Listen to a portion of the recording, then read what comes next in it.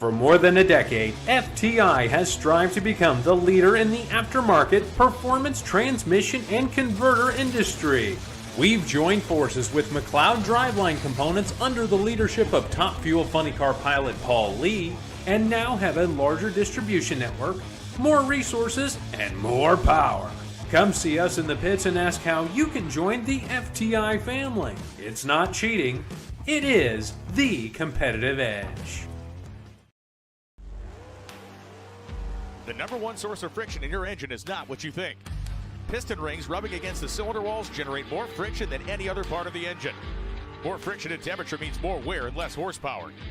Fortunately, the team at Total Seal knows how to reduce friction and wear through innovative piston ring design. If it takes a piston, Total Seal can build a better ring.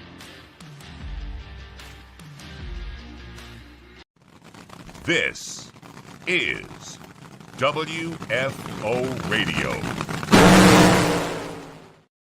Hey everybody, WFO Radio is back following up the Super Grip Thunder Valley Nationals. Bristol, baby, Bristol. We had a great time out there in between raindrops.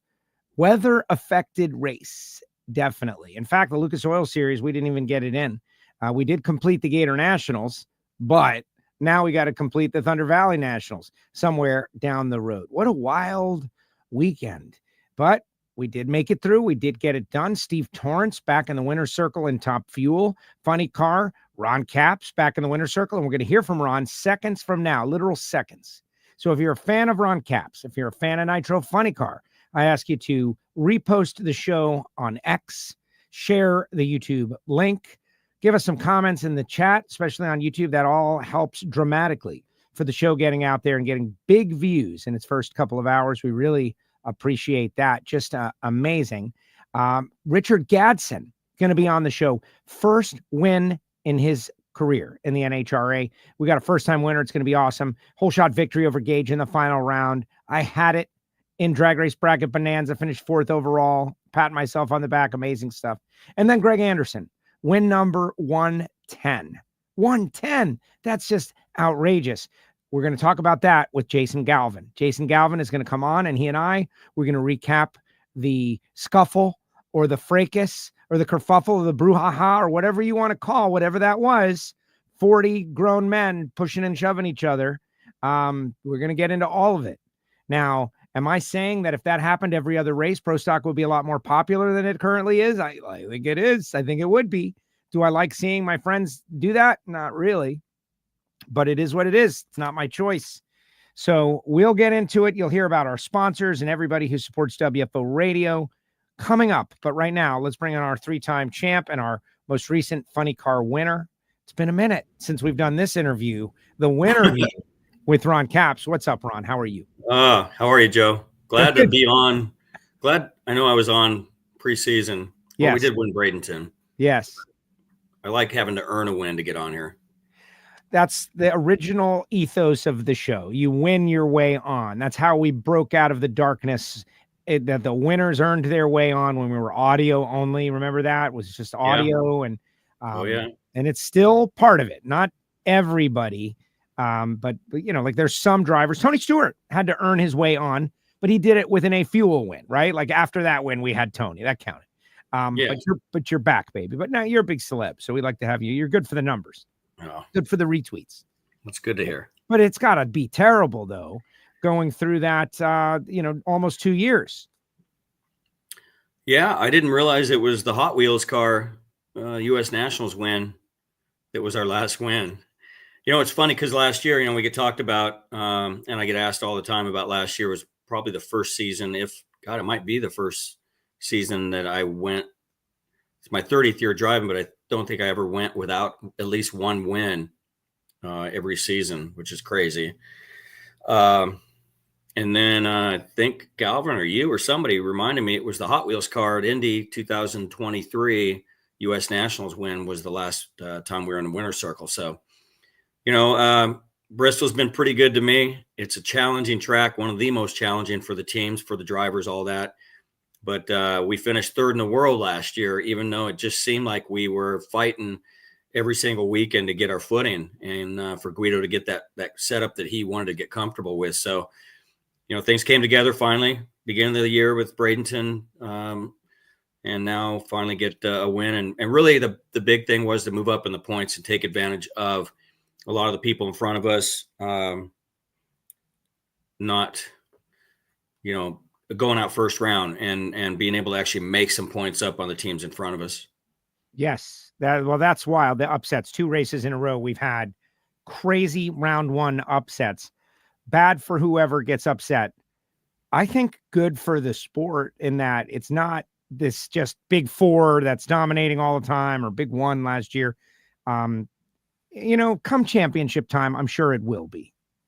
But right now, in the heat, in tricky conditions, New England was tricky, different kind of tricky. This was tricky. And I said a couple of times, I mentioned the new asphalt on the track, but I wonder if you can share with everybody. I'm under the understanding that 2 different things were going on. We had the new asphalt, but the new asphalt was actually pretty great. The problems and the trickiness wasn't the new asphalt and getting used to it. It was dealing with some of the other things as related to the character track, the original stuff. What can you share about why it was so challenging out there? Well, it's just, the bumps that we've kind of worked our way around throughout the last, I don't know how many years. I mean, Kurt and some people went there in the off season here, actually a couple months ago, and really worked on trying to take some of those down. Here's the good thing. The good thing is this track was built for the fans. Got a tunnel underneath it. The fans can go under the tunnel, go right in the pit area. If you've never been to the Bristol Dragway or the Bristol NASCAR track, it is crazy. I mean, it is a sight to see. And I tell people that's one you got to knock off the bucket list. With that being said, like a lot of their tracks, they have the tunnel that goes from one side to the other. It is so convenient for fans. However, the rest of the track settles and those concrete tunnels don't. So it creates the way they build them, and I'm sure they've changed things now, but it just creates a little bit of a challenge when everything settles throughout the off season and the winter time and all that. So it's been bad a few times, but we've also won on some of those times. Excuse me.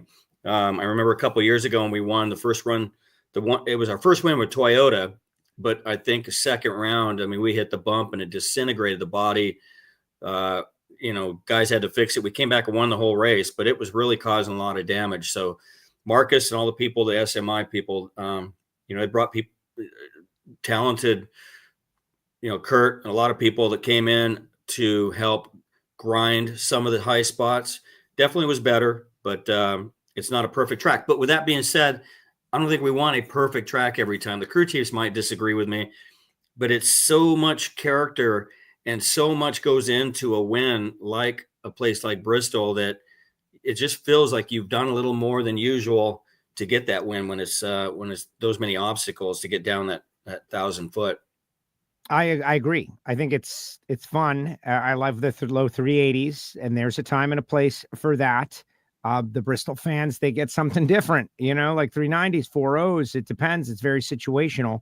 As long as it's safe for you guys. That's the number one thing. Like you guys got problems a couple of years ago. Lots of upsets, man. And there's a good lane and a bad lane. I was talking to Dallas Glenn in the staging lanes, and he rolled up, and Greg hadn't quite pulled up, and we were getting ready to get suited up. And I'm like, hey, man, what? Because I didn't have lane choice. And I'm like, how are the lanes for you? And he said, well, Greg's flying today, which I hadn't followed them with the rain and all that throughout the day. And he said, but man, it's definitely a disadvantage to have the right lane in pro stock too. Dragsters, I wasn't sure. They're a little less forgiving, but for the short cars, major lane difference. And Guido, it wasn't ideal to have the right lane, although what we did in the final round was what Guido pulled off was unbelievable.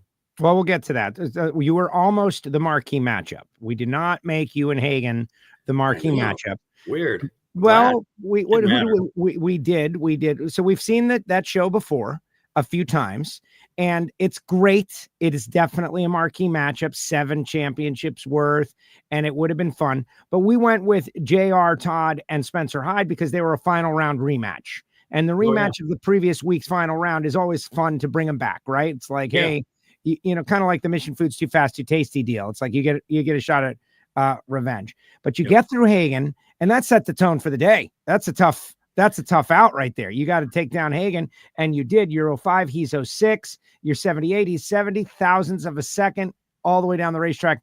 The best run of first round. Yeah, that's a final round. It's a championship matchup always. We've been running each other a lot. He didn't qualify well. We did, and our congratulations, your number 3 qualifier, and you get Matt Hagen first round. So It's the way it's been a lot this season, especially Bristol. I mean, we saw a lot of really hitter cars that didn't quite get down at the right time. And so it really made for a weird ladder. And I did the autograph session sitting next to Spencer and Clay Milliken. And I was explaining to Spencer Hyde, I've known a long time, and he's new to the class. And I said, it's funny, you get sometimes the ladder at the end of Saturday and you look at it, and not that anything's easy, but you look and you go, okay.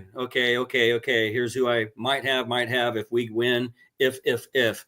And then sometimes you look and it was like murderer's row, we call it. And I told Spencer, I go, it's funny, when I see a ladder like that, it's most of the time that's when we win. Little did I know. So I did have the winner of Spencer and JR Todd. They were at the bottom of the bracket with us. So it was funny that I was explaining that to him. But yeah, after Hagen, congratulations. Now you got JR Todd, who just won, and he's been running great all weekend. So another huge matchup. Yes. And you were able to take down JR. You're 66 on the tree, ran 4:11 at 3:12. They ran 4:32, but it was just brutal, a tough day. We didn't have lane choice either, and it was worse because the sun was still out, and it made it even more difficult in the right lane. Guido had explained to me before the run, and Buddy Hall had gone off the end, so now we're sitting there for almost 30 minutes. I didn't get out of the car, so I was sitting in the car the whole time. It's hot, it's humid. I'm just staring at this lane that I have no idea if we're even going to negotiate 10 feet, let alone 30, or if it's going to hit the first bump and what it's going to do. And Guido told me what he wanted me to do, and he needed me to get over the right-hand side of the groove and over by the wall because the bumps were less over there in the right lane, and try to skirt that right side of the groove and then bring it back. And we laugh about it because they're lucky if I steer this thing straight. Funny cars are so difficult to drive, let alone put it where, a crew chief tells you he wants to do that. So that was a huge, huge win for us. That was probably, that might be the run for us. Wow. It's amazing hearing you talk about it. Exactly. But this year we get a better view of you trying to drive this thing than ever before with this visor cam. And it's my favorite new innovation is the drone. The drone is like number one. I love that drone cam because you see the scale of the facility and the pits and the people in the parking lot. And it's like, you can see all these things that you could never see before. But number two, right behind it, is your visor cam. Because I want to be in there, but I don't want to pay the money or go through the risk, So I got you in there, and I was like, okay, he's looking left, he's looking right, he's looking down, he's giving a fist pump, he's fired up, the body goes down. Oh, Schmidt, here it's on now. Just one of the great innovations that we have seen, and you had it like every week, but the idea that you're, again, not just going straight, you're driving around bumps, that's amazing. That's it. Illusion. No, I got you. Oh. I got you. I just figured you were amazed by my commentary. Oh, your I didn't know it was a question, Joe. Your speech is this great statement. You should say yeah. I love having pins and needles. No, we, then of course the semifinals, we got back in the left lane against Dave Richards, and rain's threatening the whole time. And I've told fans before, I said, your meteorologist in your city or your news channel that you watch couldn't hold a feather to our crew chief, especially Guido. They know exactly weather-wise what's coming. They could go make a living easily. So we knew it was sort of coming, maybe not that we'd get that run out of the way, but he blew the tires off right away, and it put a cylinder out on our car down there a ways, and they shut it off on me, which is great. And we'd already seen Paul Lee in front of us go something, or no, he went 99. And so we knew we weren't going to have lane choice. And so in between runs, I don't mean to take your job right now, but then after that run, we get ready for the final, and then the rains come. So now we're waiting around. No, I appreciate that. We're waiting around, and are we going to get it in? And that's when I left. I was gone. I went to catch a flight. Yes, I did. I had to go catch a flight. I did. See, I had a flight at 7:40 out because Bristol fans, it's a small airport. So you get on a flight, and if you don't make it, like for me, I ended up having to ride with our team manager all the way to Charlotte after the win, got to my hotel at 3 a.m., got an hour and a half sleep, got on a flight and flew home. Okay. And that was brutal, but we won. So it was all worth it. Well, exactly. Right. It's all worth it. So I had planned earlier this year, getting out of Tri-Cities, 8:10 p.m. We'll be done. Like, come on, we'll be done. We're not done.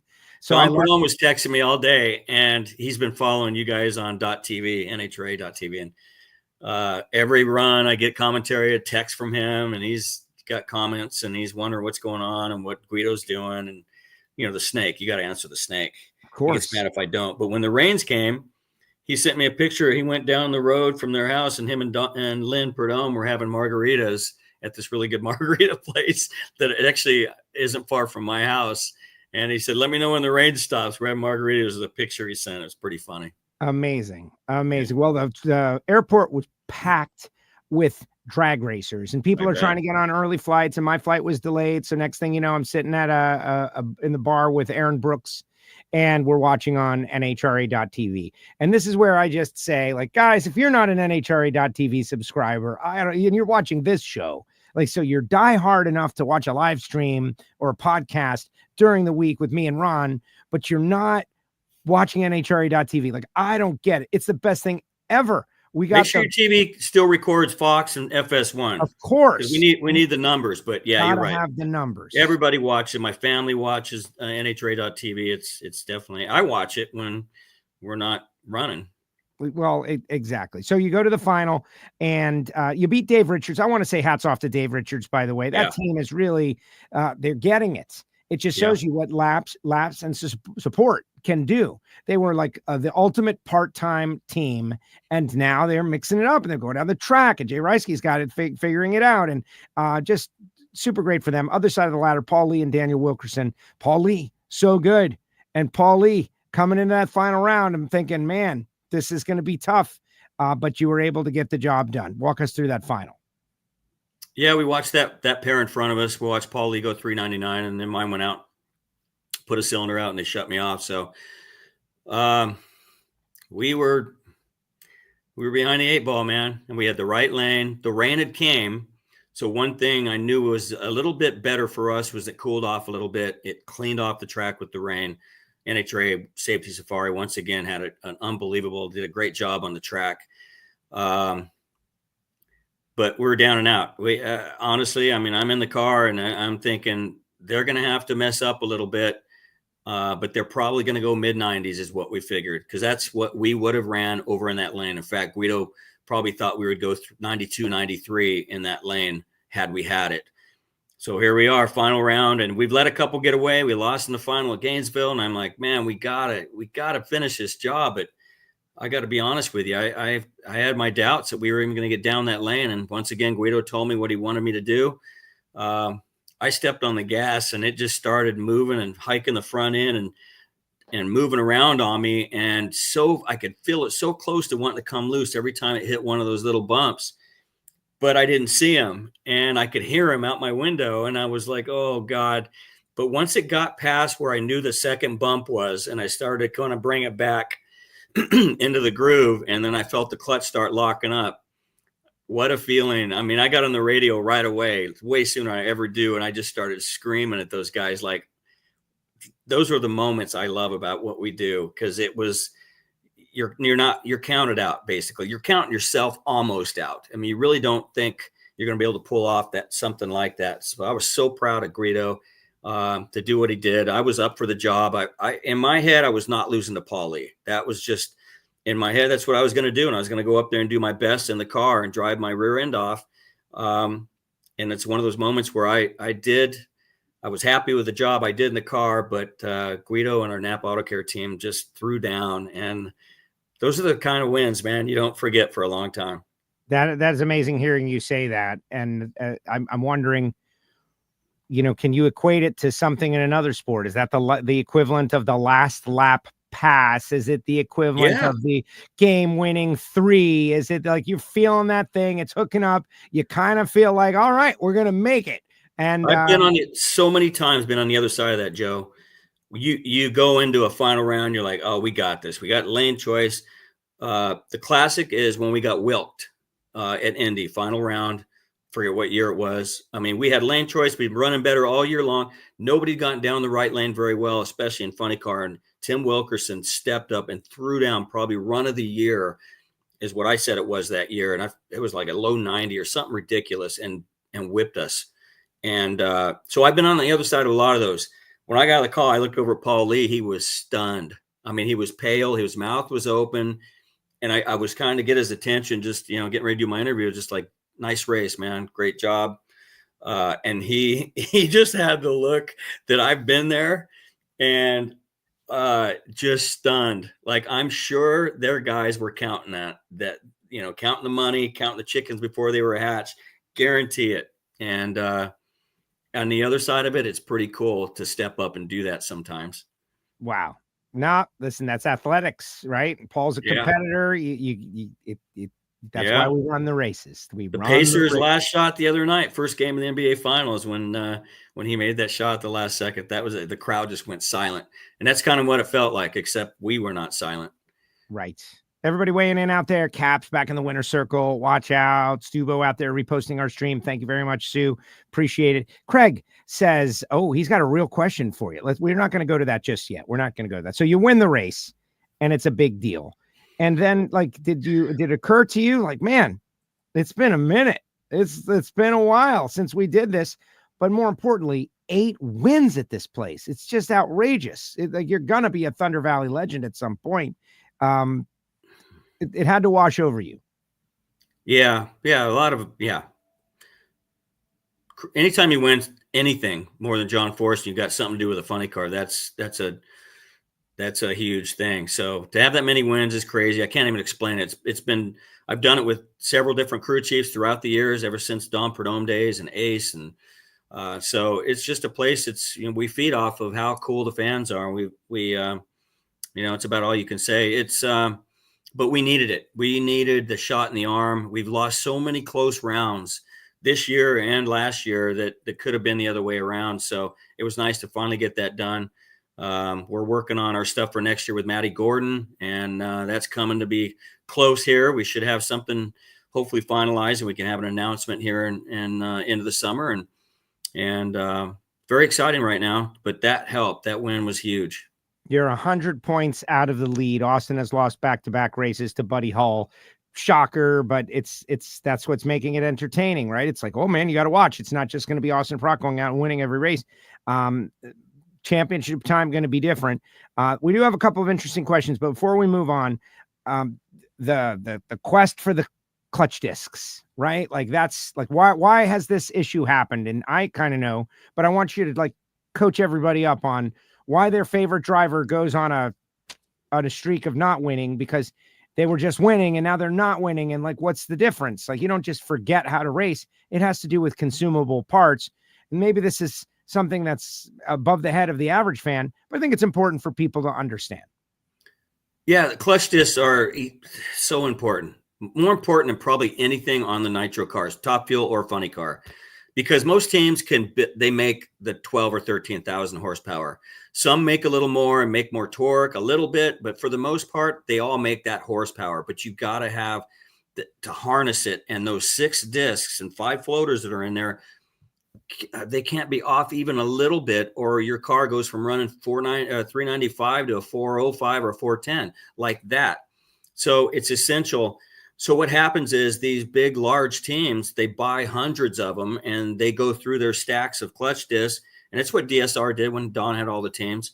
And then you get all the good ones you like and you have them for the whole year. So you can kind of get used to them. Well, our last couple of years, Guido's had to, and Rob Bonifani from Bonifani makes most of the clutch discs out there. And so we sort of have to get what we can get, but we're lucky because Rob Bonifani and Guido have gone way back. I know Rob forever, and he's really helped us out. We're a single car team. It may still seem like to fans I'm part of a multi-car team because I get this from the fans all the time, just the association all the years at Snakes, but especially DSR. So we're a single car team, and it's tough. It is tough to have nobody else to talk to for Guido as a teammate to bounce things off of, or to have the large amount of clutch discs. So it's been a battle. We are definitely have been at a disadvantage on the amount of clutch discs. So we go 2 or 3 races, and then Guido's got to stick another clutch disc in her because we're out of what we could buy and we could afford to buy at the time. So it's tough. So those teams in the past you've seen really just run really good because they buy hundreds. And when I say hundreds, I mean big time expensive to buy clutch discs and Top Fuel and Funny Car. But the fans need to know. I look around at the landscape of Top Fuel and Funny Car, and the teams that the fans that have a car that was just hauling the mail, and then all of a sudden they're struggling. And I could name right off the top of my head several of them. They're going through clutch discs and they're changing and they're having to get used to them. And it is tough. So it's a disadvantage for the smaller teams. But Guido's done so well, and we just have to work through it. And, we build on our budget. We've got the best sponsors in the world, and you have to prioritize. And luckily we're tight with Bonifani, and at least we get a good pick of what we can afford. Excellent. I see Richard Gadson. It totally makes sense. Richard Gadson down in the ready room. Richard, I see it. Well, I think about Steve Torrance and the 4 consecutive championships. And I've talked and spoken with Steve and those guys. They had what I would call clutch disc consistency through a large portion of that. And then once they're gone, they're gone. And then you got to learn something new. All right. Craig wants to know, Craig is a super stock racer. What's your Indy paint scheme going to be? Can you share? Is it special? Is it normal? What is it? It's going to be different. And hopefully we have a big announcement to make at the same time at Indy. I'll just leave it at that. Okay. Drama. That's a little tease from Ron Capps right there. It will not be a throwback. I can tell you that, unfortunately. I think it's okay. Take a break from the throwback. Like if you normalize it, then people get used to it and it's not a big deal. Any fans going to Night Under Fire? I can tell you right now, we're bringing the Army replica Dom Perdome tribute car that we ran at Indy last year. We're going to run it there. I'm not sure Bill Bader knows yet, but we're going to run it Night Under Fire in August. If you're going, it's going to be cool. Breaking news right here on WFO regarding Night Under Fire for Bill Bader. We'll be going there in a few weeks. All right, we're going to Richmond. Pro Stock not going to be there, but I got to ask you, I got to ask everyone, like, were you aware? Did you hear about the scuffle that happened between the Pro Stock teams? Does that make it to the fuel teams? Well, when I get out of here, I'm going to watch your show because I can't wait to hear more. During the rain out before the final, I saw a clip taken from the tower that showed the scuffle. I couldn't tell who was in it. I was trying to show Guido, and I can't wait to hear more about it. I know that's all been building, and so it's exciting right now, man. Those two teams there's so much behind the scenes stuff in Pro Stock that I know about just from being around on both sides. And I love, those are two competitive teams. So it's fun to watch right now. It really is. Well, it is. And I know some stuff too. And I know that there's stuff out there, and I know that the stuff I don't know, we should exchange notes. Headed to Richmond next weekend, not this weekend, next weekend, headed to Richmond. And what a smooth surface, good racetrack, and the 3 qualifying runs in one day, 2-day event, the innovative event, second year. Give me a little Richmond preview. Can you keep it rolling? Yeah, you don't know. The good thing is, no matter what the weather, that is a track that's unbelievable. They did a great job. It could be hot again, and if it is, it's challenging. I love that because I feel like Guido's there. If it's throwdown, it's cool conditions, that track will hold national records. And Guido can throw down. So I feel comfortable both ways. I love it. I love the 3 runs. I love the format. I think NHRA, though, should make it Friday qualifying 3 runs next year and night racing. FS1 or Fox on Saturday night. Glenn, everybody at NHRA, change it up.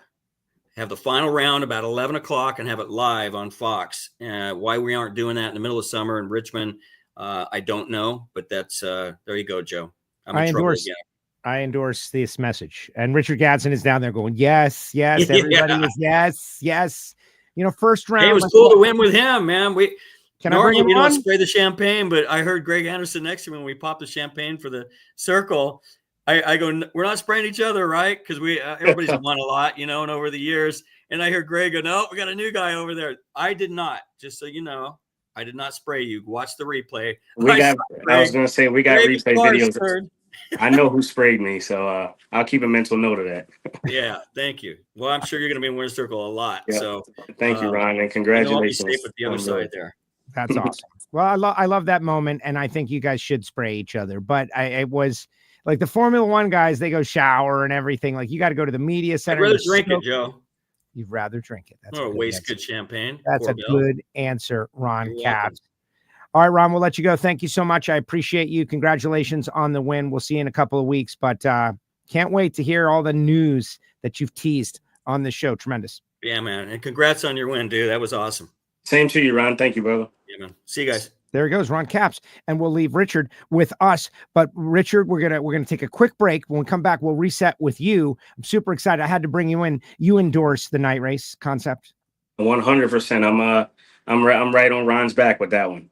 Yeah, no, me too. I think all of us, just to get us out of the heat. Plus at night, the cars are so cool at night. All right, this guy, Richard Gadson, going to talk about his first ever win right after Looking this. to replace your OEM diesel particulate filter or diesel oxidation catalyst? Look no further than DPF XFit, a complete line of aftermarket diesel particulate filters and diesel oxidation catalyst designed as an exact fit OEM replacement with all makes coverage for light, medium, and heavy-duty trucks. With thousands of units in stock, we ship the same or next day, and be sure to check out our comprehensive reverse OEM lookup tool. Always new, never remanufactured. For more information, be sure to visit dpfxfit.com. That's dpfxfit.com.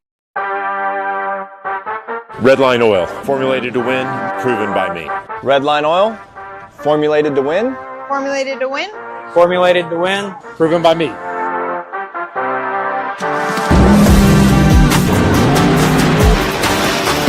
Formulated to win, proven by me. Proven by me. Proven by me. Redline Oil, formulated to win, proven by me. And a big thanks to the folks at Redline Synthetic Oil for jumping on board. If you've got a Beamer, by all means, their gear fluid, their tranny fluid, and of course their oil. If you got a top fuel dragster, there is none better. All right, let's bring it back. Richard Gadson. I saw you moving out there, like relocating, but now you are back. Richard, I am so happy that you Capps and I were talking about the original ethos of WFO is you got to win your way on. And you've won your way on a little, maybe, I don't know. Is it longer than you expected to get your first win? Is it right on time? What was your personal timeline? You know what, man? That's a matter of perspective. My personal timeline was definitely quicker than it is.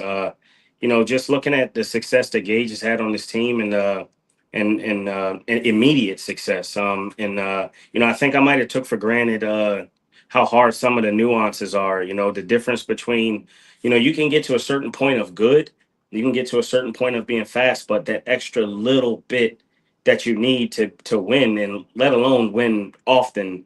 I think I took for granted how hard that last piece is, and Gaige kind of screwed that up for all of us, I think, and Braden almost screwed it up for me this weekend too.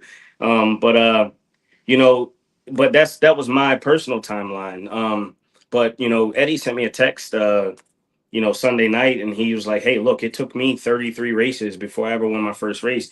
It took Andrew 23 or 28, and I might have those flip-flopped or may have the numbers wrong, but he's like, you're in race 19 and you hold a Wally. So when I hear things like that, when I think about people like Mark Ingwerson, or I think about somebody, who's been out there years and years and years and don't have one yet, or I think about a person like Steve Johnson, who's been racing longer than I've been alive, and he has 5, 6, 7 of them, and it kind of, again, it's a perspective thing. And while we all want to win and we want to win as much as possible, I do humble myself to understanding that I'm in a position that most people would die to be in. I'm happy to get my first one in those 19 tries, but it felt like a really long time, especially when the bike that's 10 feet away wins almost every event. So what a day though. What a day it was. I'm really happy to have one. No, super excited for you. And you've won over everybody with your respectful character. Like everybody that I know behind the scenes, like, yeah, we're talking about you behind your back. Okay, let's just we talk about everybody behind their back. It's our job to think about character and storylines and who's what and whatever. And everybody loves Richard Gadson. Everybody loves that guy. Wow, what a good guy. What a good guy. I hope he wins it. But there's no guarantee. We could want you to win all day long, but maybe it wasn't going to happen. But now it happened, and it's just you're a winner in the NHRA at the highest level. And the way you did it, you were on the wheel. 19 first round against Charles, 33 on the Byron second round, 11 against Chase. That would have been, Chase couldn't win that really based on what I'm seeing. He was 2,000 red. And then the final round, you had to conquer the guy who is the guy, a whole shot victory over Gaige. You're 14 on the tree. He's 32. You're 88-4, 88-2. So you rose to the occasion, and it's only fitting to me that you beat Gaige, the guy who is practically unbeatable. Yeah, it was the lights thing, and if you think about it, right, the biggest thing for me was rebounding from Chicago. I had to rebound from Chicago, and in order to do that, I had a goal in mind. On paper, no disrespect intended, but on paper, I didn't need an 019 light against Charles Posky, but Chicago had an 080 light against Steve. On paper, I had a performance advantage. Last year, this very same race, Bristol, I lost to Gianna on a whole shot. And those are really probably, I think, the only two. No, I lost to Chase one other time on a whole shot. Usually, I'm pretty good on the tree. But I just said, you know what, man? Not today. I don't care what the paper looks like. This is NHRA Pro Stock Motorcycle. The field is stacked. It can be anybody's day. Charles Posse's still on a war bike at any moment. And Chase Van Sant in the semis against Chase, I knew I had, a little bit in the bank, or had previous rounds. But Chase, he always seems to pull 500-600s out of his, every time he raced me. And it's like, where was that all weekend? And I knew what he was good for on the tree. I knew it. I watched it happen around before me. So the easiest thing to do was to blanket it and treat everybody the same, from Gaige to Charles Posky. It didn't matter. And that's a mindset. That's something that, you sit there in the staging lanes and you think about, how do I want to race? How do I want to approach this round? Because there's a such thing, and it's a respectable decision to play it safe sometimes. We all do it every now and again, but I listened to, I can't remember if it was you, if it was Jordan, I don't remember, but you guys were talking about what it takes to win in pro stock motorcycle right now, and how strange of a time it is with Gaige and Matt and their dominance. And they said, you know what, you're going to have to take it from them. And that was my mindset, and that's how much respect I have for those guys. Gaige, Matt, all the same, that it's not going to fall in your lap. You're not going to win it because you ride for Vance and Hines. You're not going to, it's not just, it does have to be your day, but you also have to be there for it to be your day. And that's what I wanted to do. I wasn't coming back to that trailer with any lazy light time slips. If I was going to win, it was going to take team lights all day. And thankfully I was able to do that, with the exception of the Byron. I love that. I was part of the broadcast team that gave you a little motivation. Like that's, yeah. But that's the truth. It's just the truth, because Matt Smith, he is not going to give anybody anything. Well, he's all of a sudden, he's a 00 and teen and 20 light. I know this weekend, trust me, us competitors, we're not looking at this weekend as what to expect from Matt Smith. We know what kind of a competitor he is. He had a bad day, a bad weekend, so to speak. But our class right now, listen, we make up for what we lack in thunder, the stands roaring like the Nitro cars. We make up for the lack of thunder and sheer competition. Our class is in a really special phase right now. It reminds me of Supercross. It reminds me of, you got a Jet Lawrence, which I will call Gaige Herrera, a sheer dominant figure. He's faster than everybody. He's the man. Then you got a veteran like Eli Tomac, which reminds me of Matt Smith. Savvy, knows how to race, knows how to win, even if he's not the fastest guy. You got, I kind of call myself a Chase Sexton, dangerous if I don't crash. and then you got, Chase Van Sant. I look at him as kind of like a Cooper Webb, just a gritty, grindy, guy. And then you have everybody else. So I just named 4 people, but like Braden Davis this weekend. Dude, that was like, that was crazy. And you got your Gianna, John Hall, Angie, they're all wild cards at any moment. Bostic, he went to the semifinals last race. There's Steve Johnson. I mean, it's just, our class is really stacked right now. We don't have a lot of bikes, but the bikes that are there, you can't afford to take a single round off. It's going to be an interesting year. I think you're going to see a lot of, I don't know if anybody's winning 11 races this year. That's how I feel. No, I agree. And now there's that old, like, you got to learn how to win. and now you know how to win, and you've been there, and you're going to be rolling to the next final round without like, man, it'd be great to win this. Like, I've done this before. A lot of people weighing in. Matt saying, way to go. I'm trying to get this comment come up on the screen. It says, no, it doesn't want to come up on the screen. But this guy saying, congratulations. Everybody in the chat section. There we go. They're all there. Terry Sutton, most deserved win of the year. Richard is one of the hardest working guys out there. A genuine, great human. There we go. Congratulations, Richard. Everybody's saying congratulations. This guy says South Jersey represent. Actually, Philly, but I do. Philly, we claim everything in the surrounding area. So, all right. Yeah. So, but I appreciate it. Like Thank you, everybody. Philly, like Philadelphia, Philly. Philadelphia, Philly. My address, Philadelphia, Pennsylvania. It's where I was born and raised. All right. No, that's cool. I love Philly. Yes, sir. Thank you, man. Go Eagles. But yeah, I appreciate everybody and the well wishes. It was a long. I'll call it I mentioned in one of the interviews that it was exhausting. I mentioned in probably every interview that it was exhausting. And I realized that without context, that could be taken wrong, but not physically. None of this is a physical thing. It was all just the mental capacity. If you want to find out what you're made of, come race NHRA in any class. I'm not just talking pro stock motorcycle. Come race NHRA. Get your teeth kicked in. Be good enough to feel like you should be winning and not winning, and you're going to find out real quick what you're made of. And that's what this experience has been, to pick yourself back up. I say it all the time. It's probably my most used statement, but I always say the best virtue you can have in drag racing is just short memory. If you lose, you got to forget about it. You got to go back up there and do it again, except it's just a saying. It's really hard to forget about it and pick yourself back up and go up there and do it again. It's much easier said than done, but you really have to week in, week out, physically, mentally, spiritually, from the top to the bottom, be prepared to go out here and compete against everybody else who's just as good. You're not the best in the world, and you're not 10 times better than the next person anymore. You are on the equal playing field with everybody every round.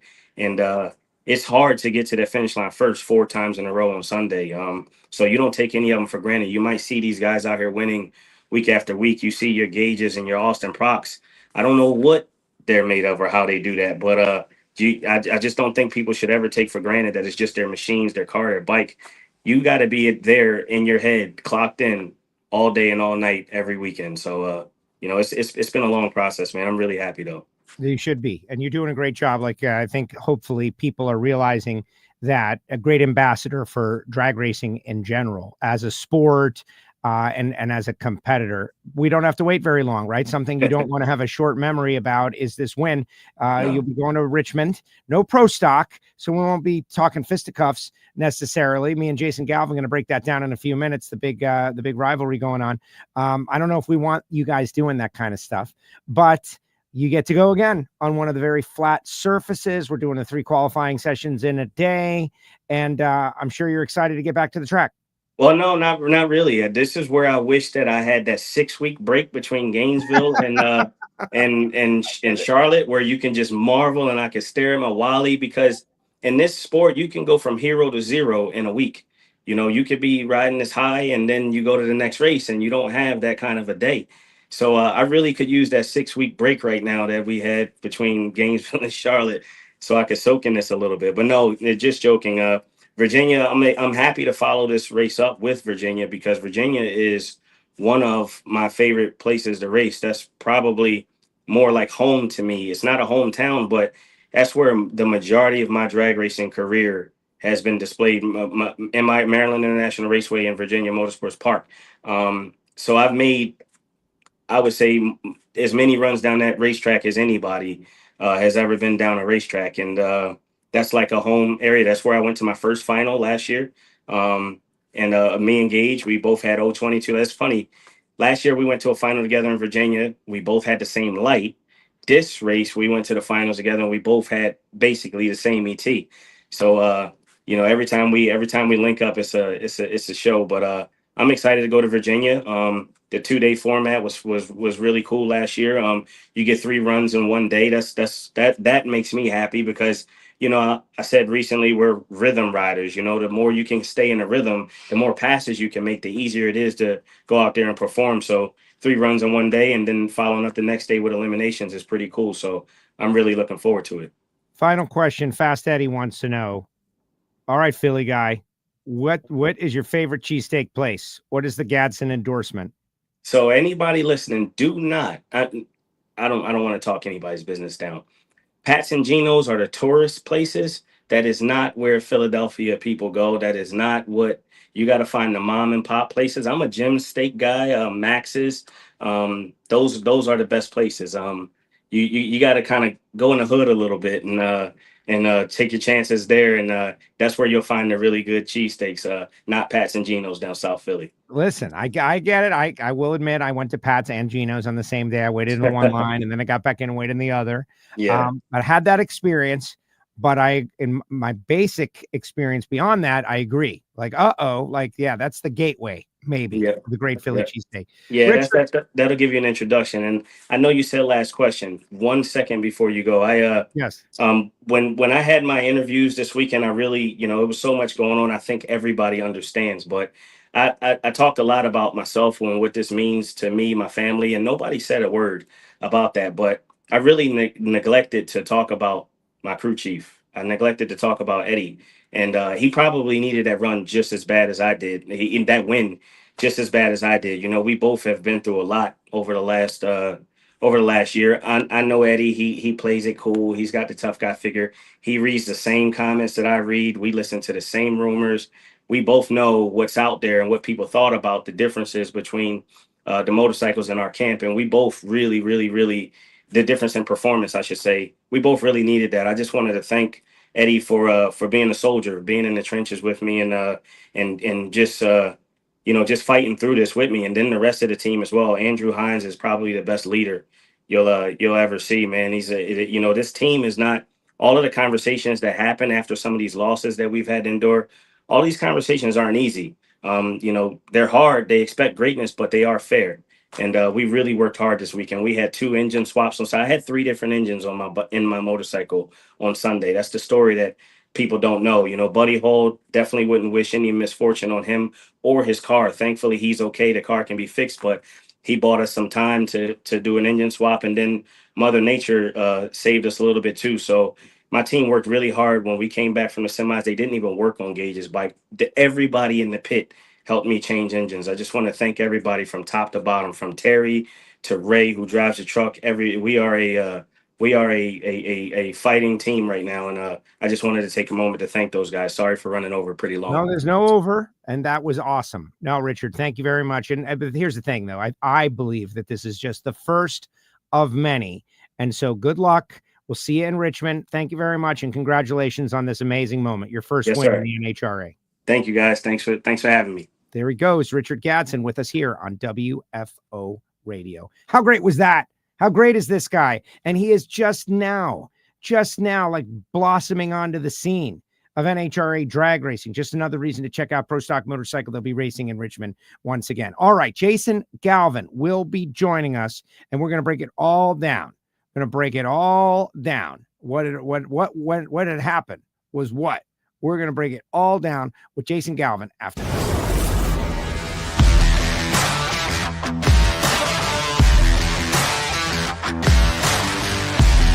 Foggit is a high-performance fogging oil designed especially for internal combustion engines. Foggit can be used by everyone. If you have a lawnmower, a jet ski, a motorcycle, a tractor, a high-performance car, a classic car, racing vehicles, if it has a cylinder wall, it needs Foggit. It needs Foggit. I just fired up Project Pontiac earlier today, brought it over to my friend Rick McDonough, top sportsman winner Rick McDonough. We pulled the transmission. I'll be bringing it to FTI later on this week. We're going to get the converter adjustment, and that is a big deal. The folks at FTI, they'll do a converter for you, but if they don't exactly nail the stall speed the way you would want it to go down, they'll give you a one update. which I think is amazing, we're going to do that. I do want to take a second before we get to Galvin to thank everybody who supports WFO Radio, like CWT Industries and Redline Oil, and of course, the folks at HusseyPerformance.net. They're not just copperhead gaskets anymore.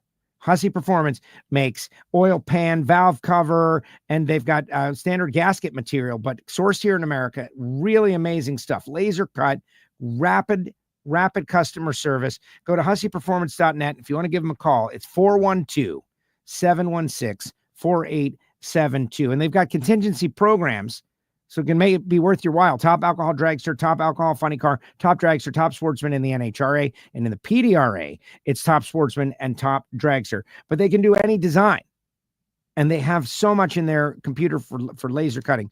HusseyPerformance.net. Give David Allen a call and the team. Of course, Bernie Speed Shop, Josh Hart and the team. 100,000 square feet.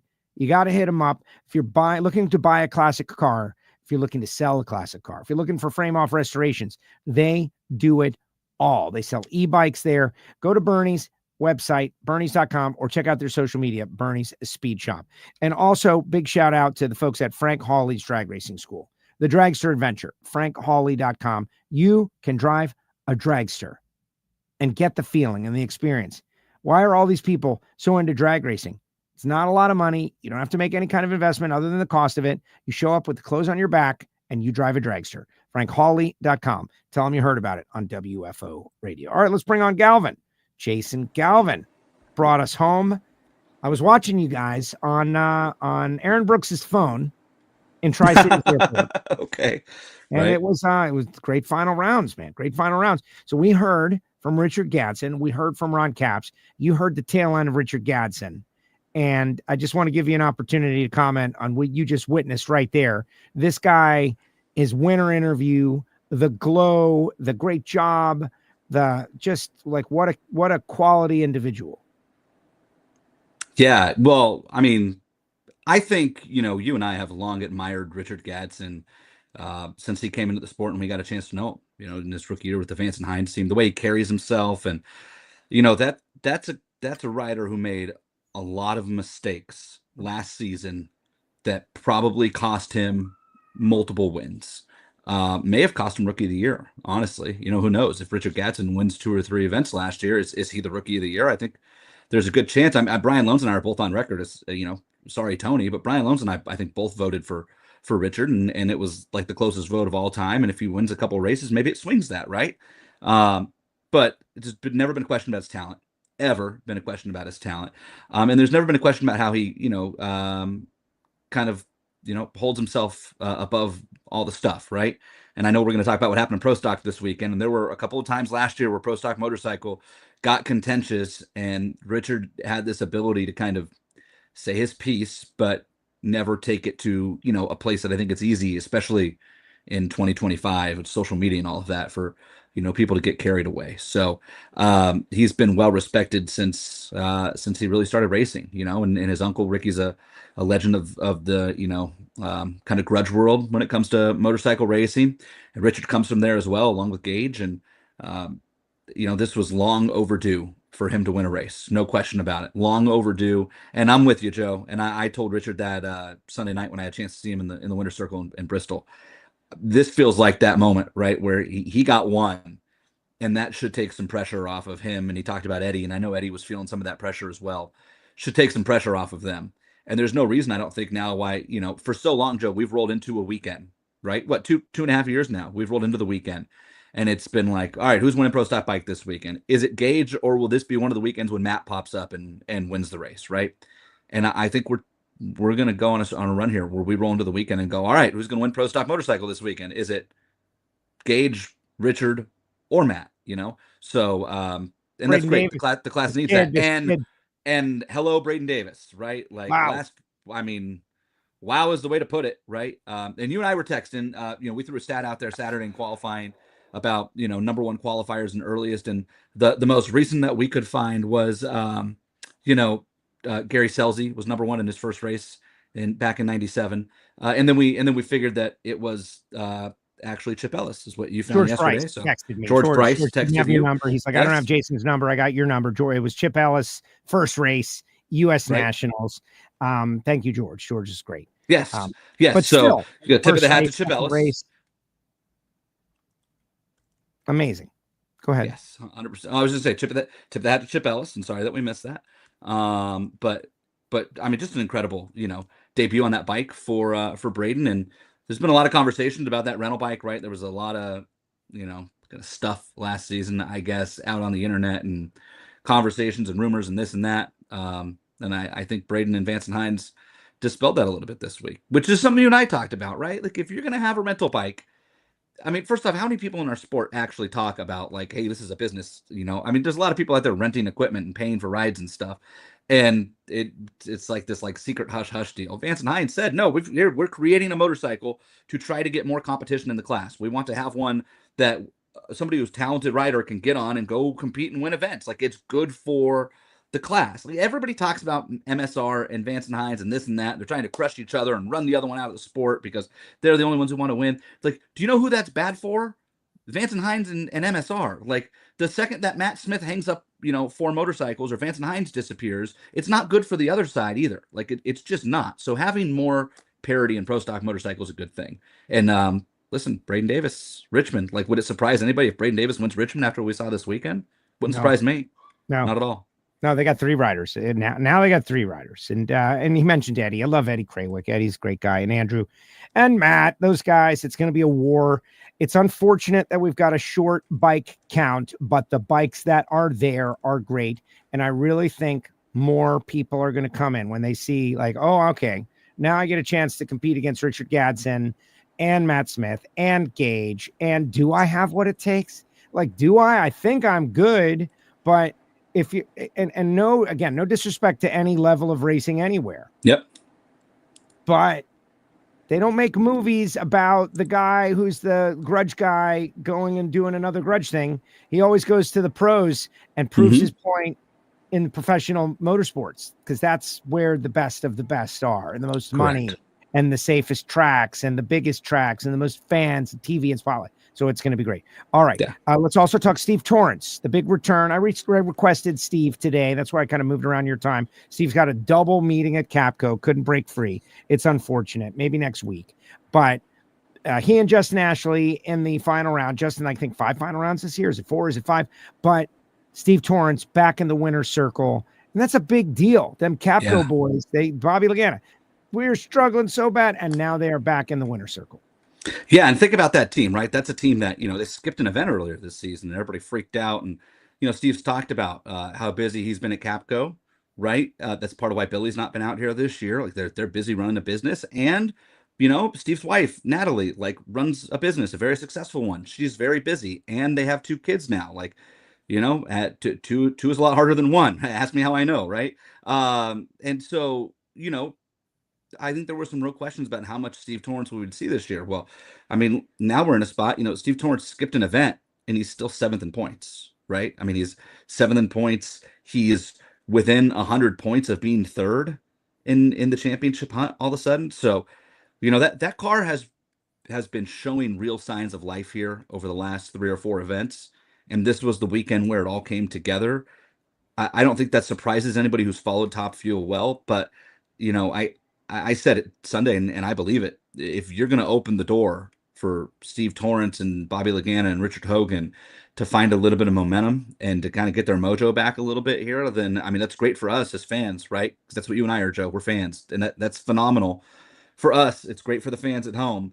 It's going to make Top Fuel even more interesting as the season goes on, and Top Fuel is still wide open, for as good as Tony Stewart's been, 5 consecutive finals, went to the semis this week. Like, for as good as Tony Stewart's been, first career #1 qualifier, Top Fuel is truly wide open. We're going to get to the countdown and reset things, and you're going to be able to put 7 or 8 cars in a hat, I think, pull one out, and, feel pretty good about, your chances of winning the straw poll for who's going to be the Top Fuel world champion this year. I don't think that there's like a clear cut, 1 or 2 cars at this point that have separated themselves. And if anything, what this weekend did to me was prove that Top Fuel is still wide open, because here are Steve Torrance and Justin Ashley, emerging out of a tough field on a very difficult day and weekend to make power, to make it stick, to win rounds on both sides of the racetrack.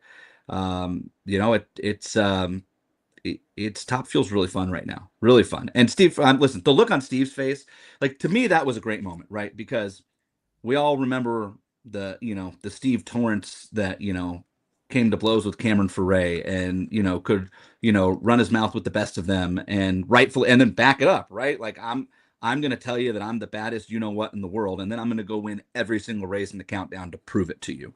And, that Steve Torrance, the, throw punches. He wasn't having fun. I think he said it. He told us right. It wasn't fun. He had backed himself. I don't want to say backed himself into a corner. Won a bunch of races, but yeah, the stress, the anxiety, Joe, like we've all been there. Like, you get yourself into this area where you feel so much pressure. But I mean, like that was his first win. He's got 2 kids now. They're both there. And like that whole like post-race scene with Charlie running up and taking the trophy away. Like for me, that was really like an enlightening moment to see. I enjoyed that as a father, to see the happiness on Steve and Natalie's face, and like to see his daughter, I think, really understand. Like Steve won Seattle last year, but she's 4 now. She's getting to that age where she really understands, I think, what's going on, and to understand like, hey, like my daddy did something really awesome this weekend, and it just resonated. Like it was infectious. If you went, I know again, you were at the airport, like you said, but I went down to the winner's circle, and Bobby and Hoagie, like everything. Did they break out the horn? Was the horn? Did they use the horn? I left before they would have broke out the horn if they did, so I can neither confirm nor deny that. I have no idea. It's something I don't know. I did the Capco horn. I don't know either. Did the Capco horn return? It's a good question. I just know that it was a different ambiance down there around that team after they won that race, and I love it. I think that's going to be great for Top Fuel moving forward. Good stuff. Speaking of young people, hi Uncle Jason, this is your niece Megan. Yes, say hi to Megan. Hi Megan. Hi Megan. Isn't that cute? Right? Like you're bringing your own audience in here. Blako says hi Jason. I'm here for you, Joe. How are you doing? Are you going to be racing at any? Are you going to be racing yourself at any NHRA races this year? Says Blake. To be determined, Joe Castello. Not any national events. I know that the reign of trying to chase Indy is going to come to an end this year, at least for now. Too much going on, Joe. Yeah, it's too hard. What we got going on with the team and all of that. And okay, look, Chase B. Freeman is out there. Chase is out there. Hi, Chase. Hi, Chase. Oh, Chase Freeman. Why isn't he a guest today, Joe? Well, so I didn't invite Greg on either this week because I wanted to breathe. I want this thing to breathe. I don't want to get anyone's opinion just yet. I want to collect the data. I want to think about what we saw. This guy saying that, he wasn't that into it. I love seeing people that are driven competitors, and every once in a while there's going to be a little friction behind the scenes. There's been a lot of just talk about a lot. Both teams accusing each other of breaking the rules. That's really it for everybody out there. Like we walk a little bit of a line because I don't want to misconstrue what's going out there. I don't want to build it into something that it's not. But over this season and always, everybody is kind of monitoring what everybody else is doing. And, there's concerns about who's within the rules. And it's the NHRA's tech department's job to make sure that they're within the rules. And so this past weekend, there were a couple of moments that got things hot. And right when Greg and Erica ran, the track layout is perfect for this kind of thing, right? Like, let's just funnel everybody down into one little narrow strip, and some conversation turned into some jawing and some pushing and some shoving, and it got a lot of people's attention. I'm not going to play the video back. There's a lot of videos and stuff out there. I'll drive you to NHRA's social media. Competition Plus has got a good video, but I got there a little late.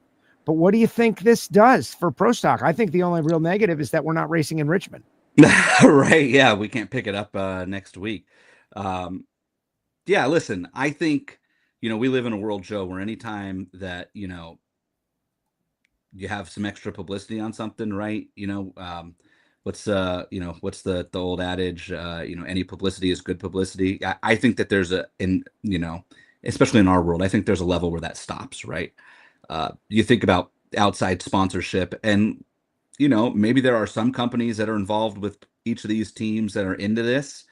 I also think that there are some pretty major brands, non-endemic to NHRA, specifically brands on both cars that probably would prefer that this not get, more out of hand than it is right now, and turn into, actual real fisticuffs type of deal, which, I know there are plenty of people on the internet, if you read, who that's what they're all cheering for. Like, they're waiting to actually see this come to blows. And I don't think we needed to get there, but I think the passion's great. No question about it.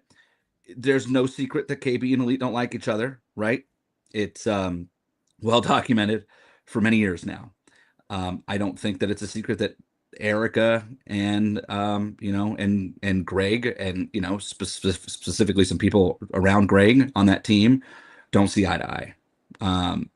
There are some other people kind of getting pulled into this now that are starting to have some opinions and thoughts that I'm not sure I thought would ever maybe get pulled into it, but I think that that's just a team and a passion thing. And I said it on Sunday, and I'll stand by this.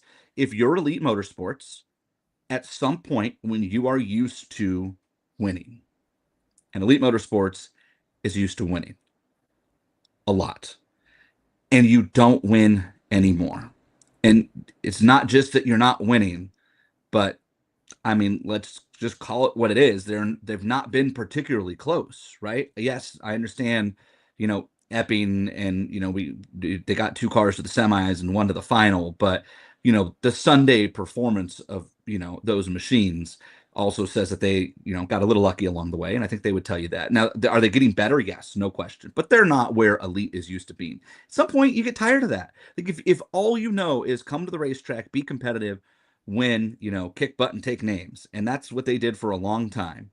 And then you go look at the stretch from Vegas end of last year through now, where whatever KB found towards the end of last season, and I think they found it with Greg's car, was pretty clear, and then in the off season implemented that in everybody else's machine, whatever it is.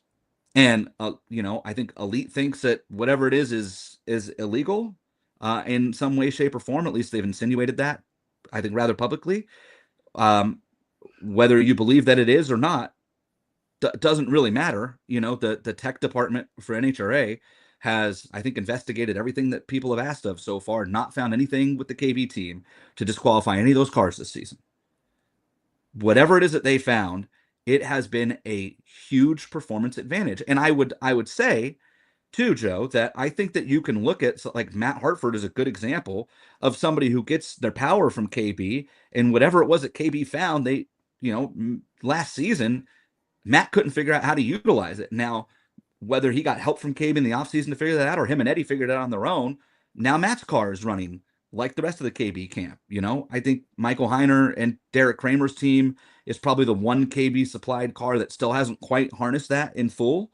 But I mean, there's no question that, there are consistently 6 or 7 KB cars that have been better than the Elite cars. And I can't imagine that's fun. And if the Freeman family and the Elite team and Erica and how competitive they are and feisty they are, and I think that's what makes them all great.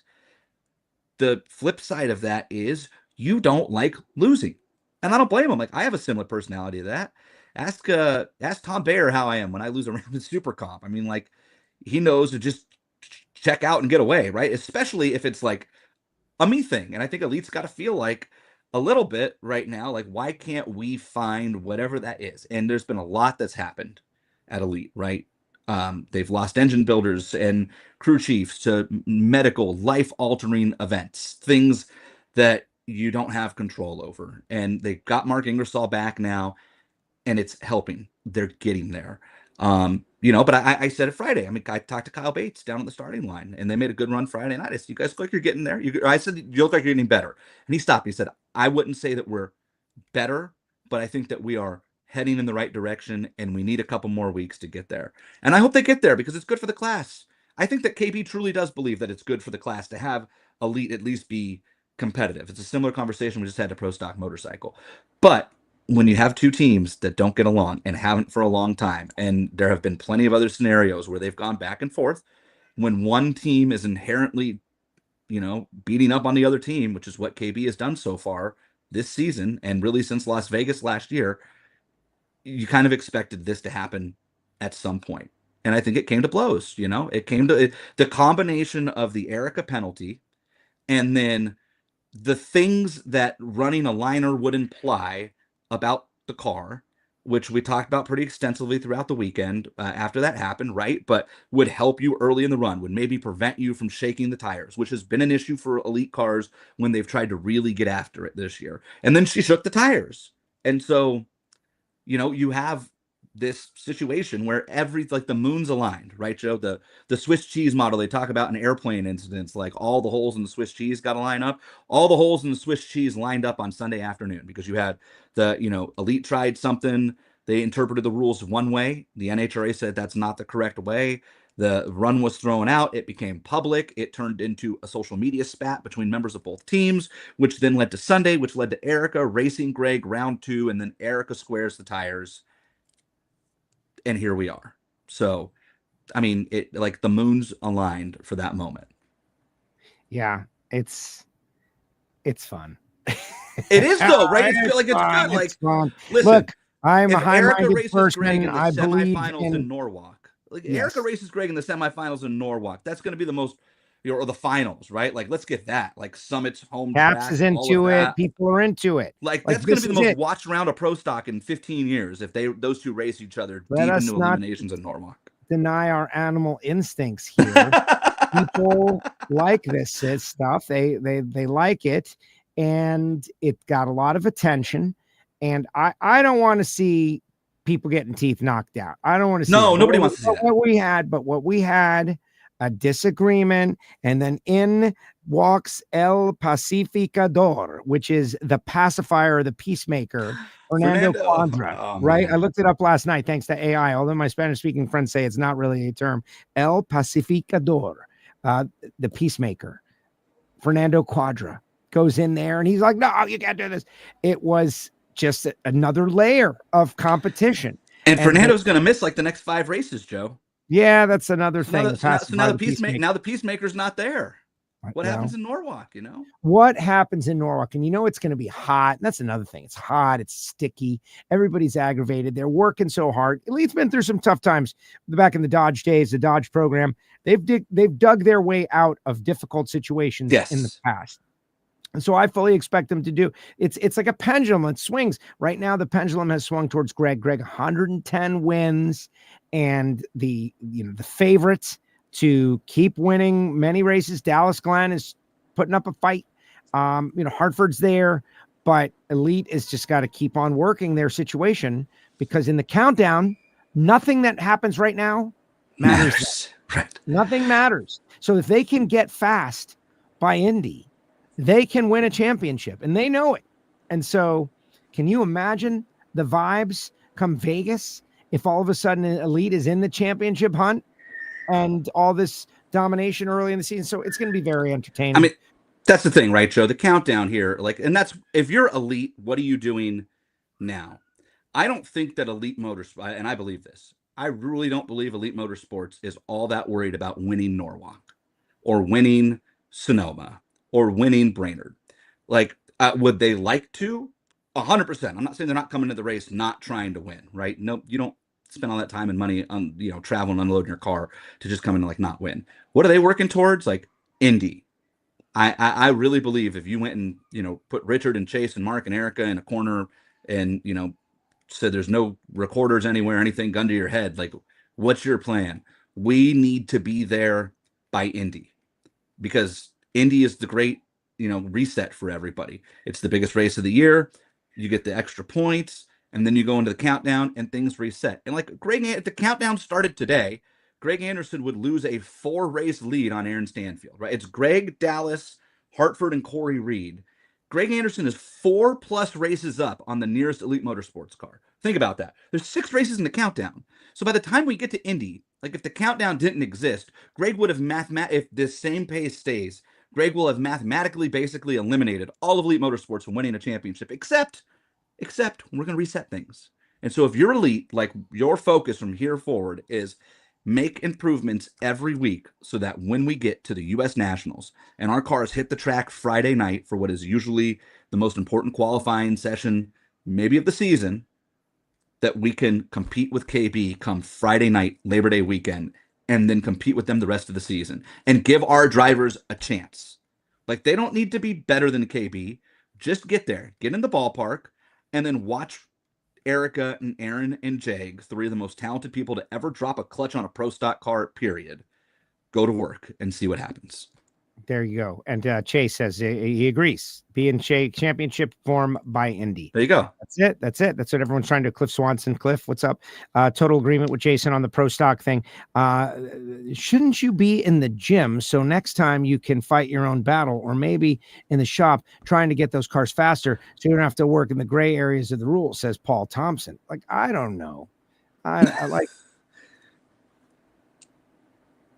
Listen, I don't know if that's like, it's supposed to be a dig at somebody on a leader. Yeah, I don't know who it's even a dig at, right? I'm not throwing swings at anybody on either side there, because you and I would probably get our what kicked by both no, teams, listen, so I can genuinely say, and our role is it's bizarre in that we got to be Switzerland.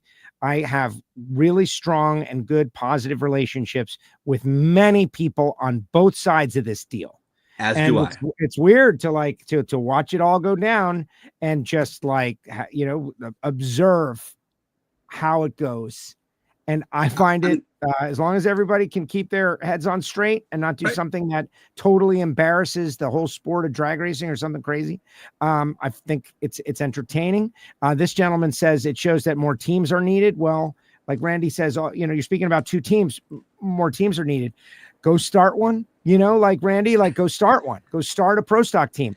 Trying. Pick the phone up and call Chris McGahey and ask him how easy it is to have a pro stock team that doesn't get their power from KB or Elite and be competitive. And Chris McGahey is the number 8 qualifier in Epping. And we all thought Chris has found something. Didn't qualify. Bristol, 5 days, really, Friday night was the session. When he didn't make the run Friday night, Chris knew he was in trouble. Saturday was similar, but the track was warmer, whatnot. Sunday, Epping, lane choice, round 1. Friday, Bristol, probably not qualifying this weekend. It's crazy, but that's what's entertaining about it. It's not easy. If it was easy, everybody built. Brandon Miller, how long have they been working at that? They're working. They're trying to bring that program back, but you got Jim Yates and Roy Johnson. Right. Yeah. All right, moving on. So anyway, go watch videos. Everybody highlight the person that you're interested in following them through the brouhaha. That was my big debate. Of all of it, I was worried about me. Did I use the right word? I went and looked it up. Brouhaha. Yeah, brouhaha. And it does. It's commotion. No, I felt like it was a commotion. Yeah. It was accurate. I could have used scuffle. Could have used fracas. Yeah, that would have been a good one. Yeah. It would all been good. But anyway. Well, just put it in the Rolodex for the next time, Joe. Well, exactly.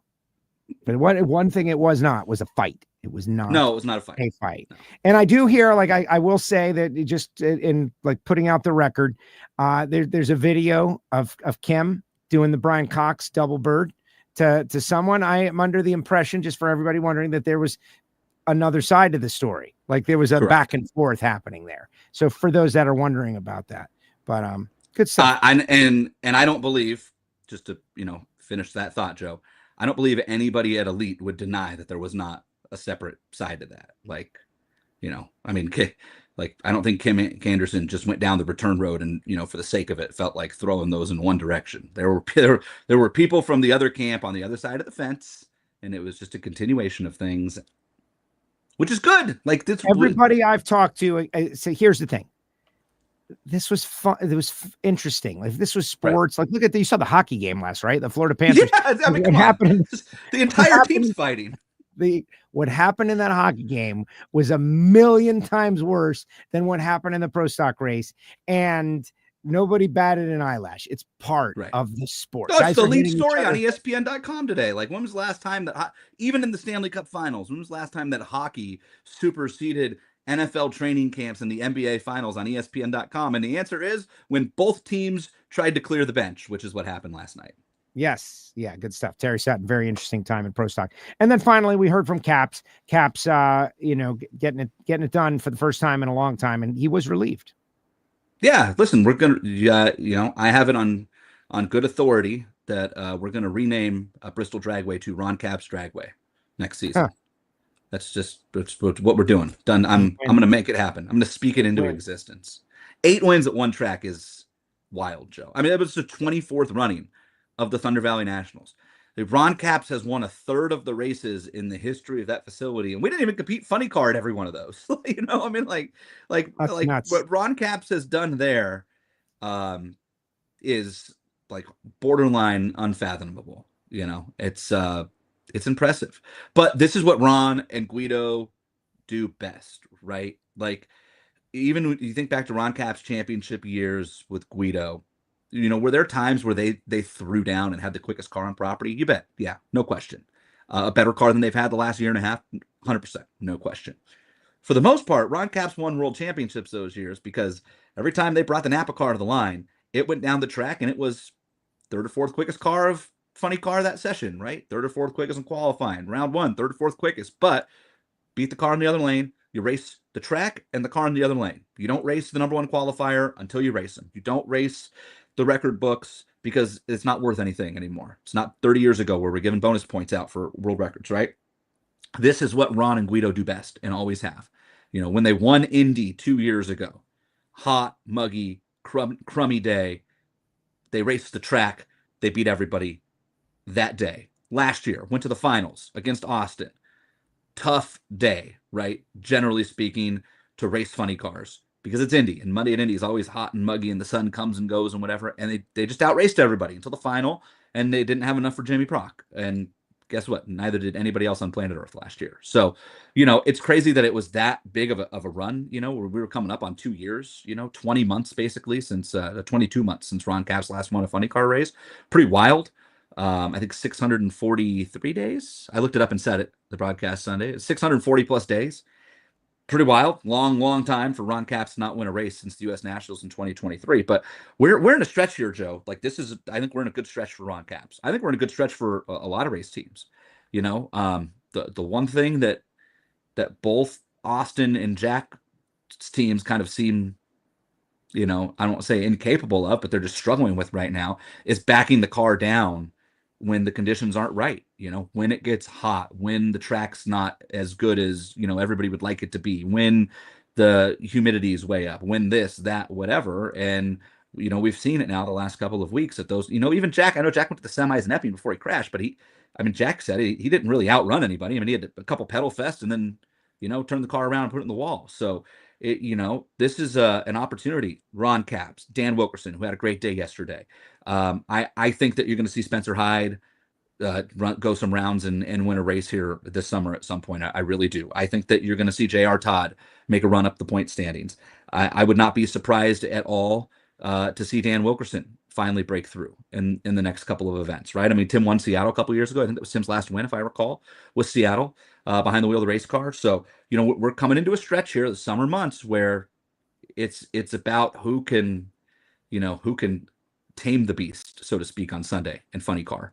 And it's great to be the quick car Friday night when the sun's down and the track's really good. But, you know, we've seen now 2 weeks in a row some major early upsets. Alexis, I mean, the way that, you know, Alexis's car is run. Yeah, wild. You know, I think that Alexis would like to have round 1 back on Sunday.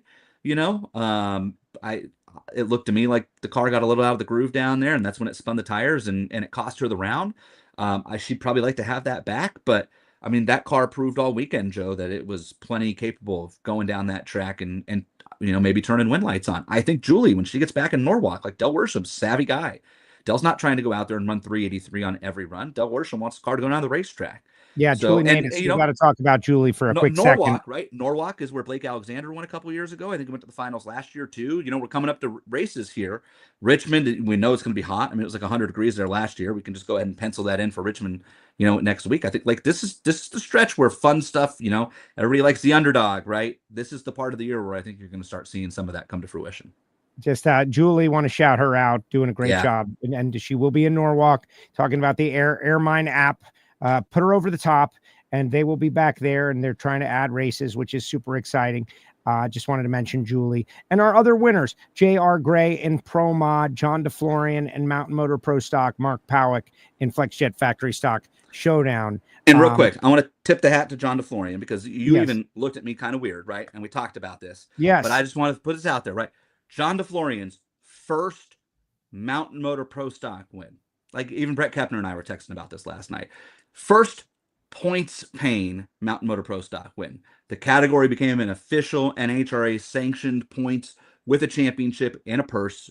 Shout out to Jason Johnson, Nikki, and JHG for putting that deal together last season. So that was John DeFlorian's first win since it became this. But John, I think his fifth win in NHRA competition. He won the U.S. Nationals when Mountain Motor Pro Stock debuted back in 2018 or 2019. So, Joe looked at me when I said first, he hasn't won a race, and he's like, really? I'm like, yeah, like as the points paying record book shows, that's the first one for John DeFlorian towards what could be a world championship, by the way. He's got a really good race car right now. And, he's talked about all the, drama that went in with Kazi, and, they left Chicago or Charlotte. They left Charlotte, and, it put a hole in the block. It's the only motor John DeFlorian has, and had to go back to Kazi and get rebuilt. And John's building race cars in the meantime. And John does everything on his own. Joe, I know you know this. You know John really well. But, I mean, that's a hardworking, like, grassroots pro stock guy, as I think a lot of people in mountain motor are. It's one of the things we all love about mountain motor. Like, look at Vincent Nobile and his dad John and Taylor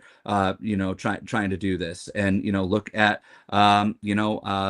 Chris Powers, right? Like, it's a two-man team, right? Chris rolls out there, Elijah Morton and his brother, right? I mean, like, it's small teams that come out here to compete. It's what makes mountain motor so fun. Johnny Placino, it's a family operation, right? World champ last year. So I love how that class is developing. I hear that there are more Mountain Motor Pro Stock cars on the way, by the way, Joe, which is very exciting. I heard from a family member of a former Mission Foods Pro Stock competitor last week that they have a Mountain Motor car that is in the works that they hope to debut at some point this year as well. So that class is growing, and it's a lot of fun. But I just wanted to tip of the hat to John DeFlorian and also clear the air on that, because we've had some people who are like, he's won races before. And yes, he 100% has. It's not like John DeFlorian just broke through for the first time. But that's right. The first one that could count towards a potential championship run. And the championship in Mountain Motor Pro Stock is wide open right now. Look at this guy. He says Galvin and Tucci, great announcing duo. Flying. I don't know. I like Joe and Tucci, man. No, man, I like Galvin and Tucci. I just like Tucci. See? We're in conflict, right? We all love Al Tucci. Is a great person. He and I were together at the airport, and great guy. Like, one thing we all love, Al Tucci. Final thought as we part ways. Get ready for Richmond next week. Yeah, I'm looking forward to the next couple of races. I think, like I said, the next two races between Richmond and Norwalk, it's just different. We're in a different time of the year, right? The Saturday triple header in Norwalk for qualifying, the heat, the humidity. It's going to become a real, I think, tuner driver track. It's not, and I love the throwdown runs in the early part of the year, and I love the late part of the season for that as well. But this is the time of year where racers that may not necessarily have the power and the equipment in all four of our pro classes, frankly, have an opportunity to go out there and show that they can outrace somebody. And I think that's what you're going to see between here, Norwalk, Seattle, before we get back to Sonoma and things kind of start to circle back towards the who can really throw down session. So I'm excited for those events. And listen, Norwalk's 2 weeks away, and Joe and I are going to eat our weight in ice cream and hang out with Bill Bader and pack the place, and it's going to be awesome. Absolutely. Speaking of which, I got to figure out who's going to be in the annual ice cream eating contest. Have you not made that decision yet? Are we taking applications? We are. Okay. Mission Food Series competitors only, correct? Yes. Okay. Yeah, I wanted to ask Spencer Hyde if he liked ice cream. You got to start there, right? You like ice cream, and then should have asked Richard Gadson.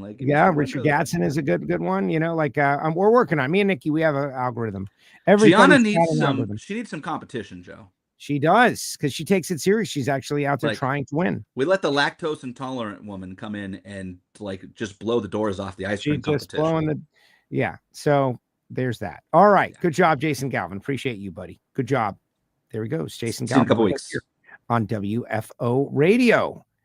Richmond and then Norwalk. It's super exciting. Speaking of Sonoma, Power Edge, named presenting sponsor of the Denso NHRA Sonoma Nationals at Sonoma Raceway. It is not a shocker to me that Sonoma is one of the best supported races when it comes to sponsorship. That is an amazing race. This guy says, what has happened to Tasca? Tasca says he's going to run a new chassis, that they're not going to run that chassis anymore. He hates the chassis. That could be. I want to mention Greg Anderson. winning 1,000 rounds. An unrivaled feat, except for John Force. That's it. He and John Force, the only ones to do it. It's a shocker. All right, guys, put your comments in the comment section. Final comments. What do you think? What did you think about the fight? Brouhaha. Sorry. Scuffle. Fracas. What did you think? There's so much going on. Obviously, the Lucas Oil stuff kicked over to the JEG Sports Nationals at South Georgia Motorsports Park. Shout out to the Patreons. So I wonder what Michael Heiner thinks about all this. I won't have to wait very long, because we'll be doing a Hear It From Heiner episode later on today. And we'll be talking about all the things that have gone down in Pro Stock over the past few races. Hear It From Heiner, only available for Patreons. Patreon.com/WFO Radio. And you pick the level at which you join. A lot of people have joined for free. They get nothing. I don't know why. Maybe I should like tease them with a little something since they're already signed up. But I don't make anything available for the, like, how could I do that when there's other people dropping a couple of bucks each month? Patreon.com/WFO Radio. Marvin Rodak, hardcore sponsor of WFO Radio. Great coffee. 817-924-6821. Hot sauces, spice rubs, grills, tools, tips, information. Go to the website, rodaxcoffeeandgrills.com, and he'll be at the Stampede of Speed in Dallas. Each year he goes to that. His shop is located in Fort Worth. For all you teams, you want to go get like 10 pounds of coffee, swing by Rodax in the fall. 817-924-6821. Marvin Rodax, coffeeandgrills.com. And Bernie's and Hussey and Redline Oil, of course. FTI. I'll be bringing my transmission and torque converter up to them in the next couple of days. Jesse Converters, Matt Latino. This guy's unbelievable on the starting line. His reaction times are incredible, but not quite as good as their OE catalytic converter replacements, DPF XFit, and the G-Sport model, which is high performance. And of course, Total Seal piston rings, the leader in ring seal technology.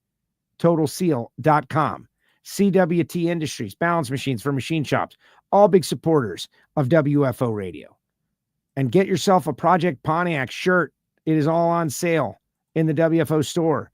Get some merch, Morris Motorsports, the FIA stuff, and a special shout out to Right Trailers.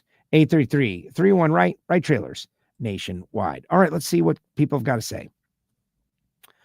Wasn't there a scuffle with Elite and Gray Racing a few years back? I believe that there was. If memory serves me right, I feel like it was Gainesville. But that's the thing. It all comes down to what happens. It's okay for people to get animated, heated, and even a little physical. We see it happen with people on the same team sometimes. It's okay. And what it does is it brings in interested people, because you think about high school, right? People are like, oh my gosh, there's a fight. And then everybody runs and they want to, and you talk about it. It's just human nature. But what I don't want to see is anybody get hurt or the sport get embarrassed, or the Steve Torrance situation with Cam Ferret was really eye-opening for me, because I thought that everybody wanted a moment like that, because they told me that over and over again. And when the moment happened, everybody that told me that they wanted that moment hated it. And they hated Steve.